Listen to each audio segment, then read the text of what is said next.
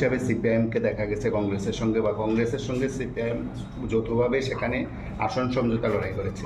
এবারে ডিসি নির্বাচনে আপনাদের প্রতিদ্বন্দ্বী কি বক্তব্য থাকবে? না, কিছু বক্তব্য নেই।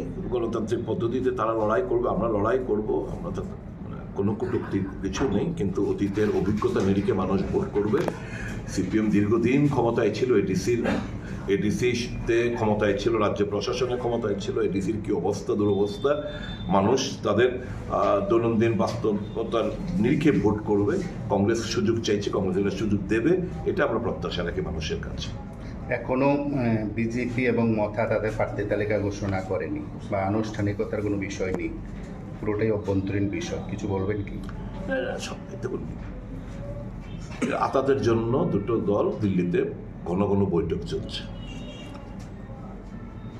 দুইটা অপোজিট মেরুর দল। এটা হচ্ছে সুযোগ সন্ধানে আতা, নীতিহীনতা আতা। এরা তীব্রমাথা, আমরা যে ডিমান্ডটা উত্থাপন করেছি বহু আগে, তীব্রমাথা তো সেদিনকার দল। তো আমাদের যে ডিমান্ডটা, যে রোমান স্ক্রিপ্ট, এটা বিরোধিতা করছে বিজেপি। তীব্রমাথা এই ডিমান্ডটার সপক্ষে আবার তুলেছে এবং বিজেপি পরিষ্কারভাবে একদিন ভাষায় বলে দিয়েছেন যে দেবনাগরী স্ক্রিপ্টই হবে, নো রোমান স্ক্রিপ্ট। তারপরে আঘাত হচ্ছে। এরা এডিসির হাতে অধিক ক্ষমতা দিতে চায় না, 125তম সংবিধান সংশোধনী বিল আনতে চাইছে না, তীব্রমতা চাইছে। তারপর আঘাত হবে। তীব্রমতা চাই গ্রেটার ত্রিপুরাল্যান্ড, বিজেপি এবং আমরা বিরোধিতা করি, তারপর আঘাত হচ্ছে। একে অপর মুখ্যমন্ত্রী চ্যালেঞ্জ ছুড়েছিল,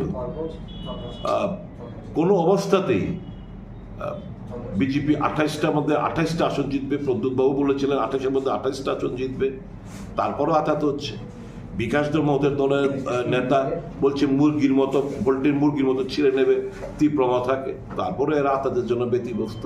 তো এটা হচ্ছে কি, এটা হচ্ছে এডিসিকে লুটপাট করার, পাকাপোক্ত বন্দোবস্ত করার। এটা সুযোগ সন্ধানী, জনগণের স্বার্থ বিরোধী আতাত। মানুষ এই আতাতকে প্রত্যাখ্যান করবে এবং কংগ্রেসের পক্ষে মতামত প্রদান করবে।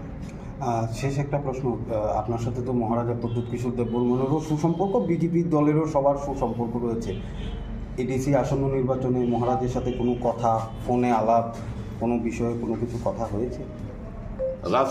আলাপ আমি সকল সিপিএমের সঙ্গে আলোচনা করি, বিজেপির সঙ্গে আলোচনা করি, প্রদ্যুৎ কিশোরের সঙ্গে আলোচনা করি, সকলের সঙ্গে আলোচনা। রাজনীতিতে ব্যক্তিগত কিছু নেই, যা আছে দলগতভাবে কোনো আলোচনা আমাদের কারোর সঙ্গে হয়নি। আমরা আলাদা লড়বো।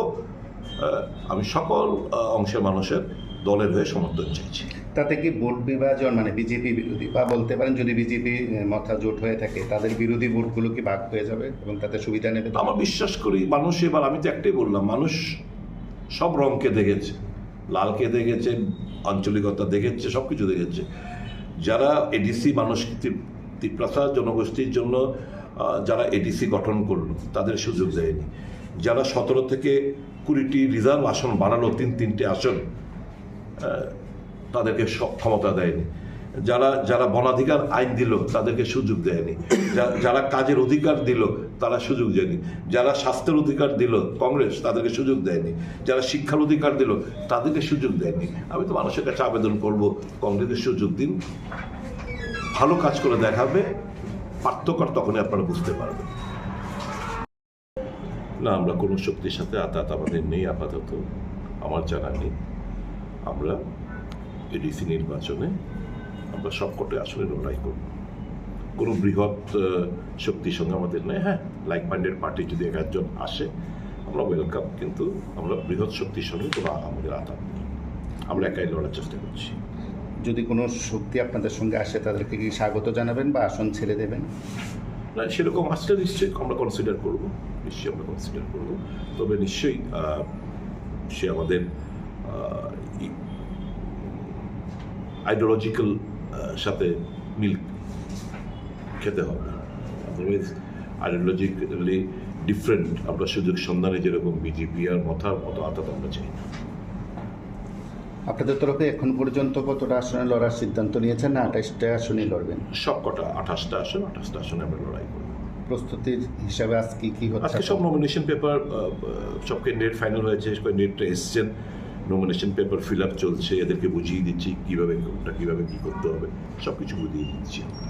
আপনাদের নাকি পাহাড়ে ক্ষমতা নেই এরকম প্রচার দিচ্ছে আমাদের না, জোট সে- সঙ্গীত অতীত। আমাদের ক্ষমতা বলতে আমাদের সমর্থন আছে, আমাদের কর্মী আছে। হ্যাঁ, বিজেপি, মথা, সিপিএম মতো আমাদের অর্থনৈতিক ক্ষমতা নেই, সেদিক থেকে নিশ্চয়ই আমাদের দুর্বলতা এই দিকটা। আদারওয়াইজ রেজাল্টই প্রমাণ করবে যে আমাদের সমর্থন ভিত্তি কতটুকু আছে।